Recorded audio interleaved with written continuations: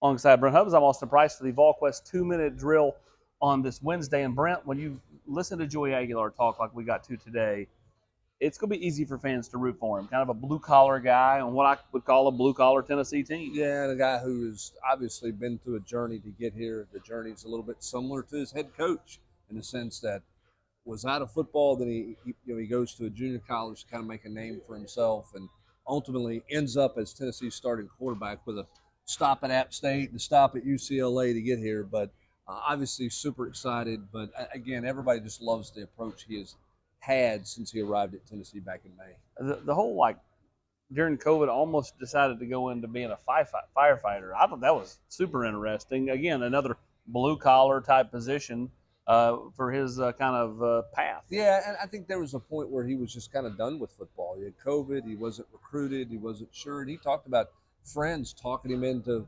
going back to football in the junior college level. So it's obviously a great story. It's one that's going to be told a lot if he remains Tennessee's starting quarterback. Sure. It's one that's going to be told a whole lot here over the next 10 days.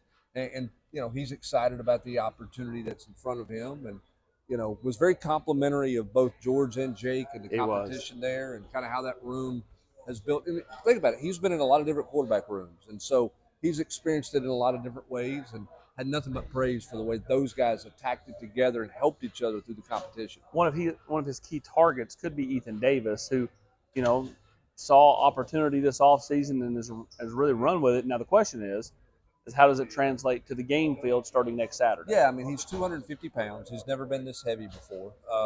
He arrived about 210 when he got here, played around 240 last fall, so he's put on more weight. He's gotten stronger.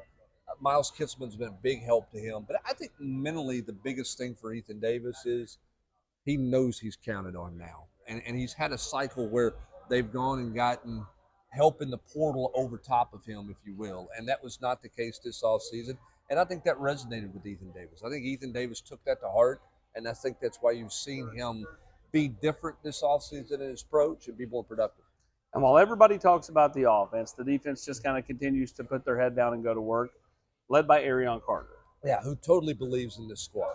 I mean, he is a believer in this defense. He feels like they are as tight as they've ever been. Feels like the front's married to the back better than they've ever been. He feels much more comfortable in his role as a leader and where he's at, the X's and O's. He believes this has got a chance to be an elite defense. And Bryson Eason shares in that belief. They know they don't get a lot of the publicity, and they're fine with it. And they're just rolling up their sleeves, ready to go to work. They certainly have a ton of confidence on that side of the ball. Tennessee will have the next few days off in terms of media. We will not talk again to anybody at Tennessee until next Monday, when we will officially be in game week, as Tennessee and Syracuse will battle next Saturday. He is Brent Hubbs. I'm Austin Price.